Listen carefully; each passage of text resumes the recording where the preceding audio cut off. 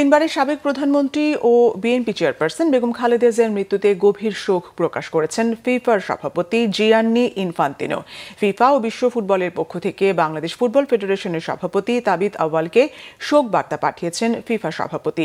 শোক বার্তায় ফিফা সভাপতি জানান, বাংলাদেশের রাজনীতিতে কয়েক দশক ধরে এক প্রভাবশালী ব্যক্তিত্ব ছিলেন খালেদা জিয়া।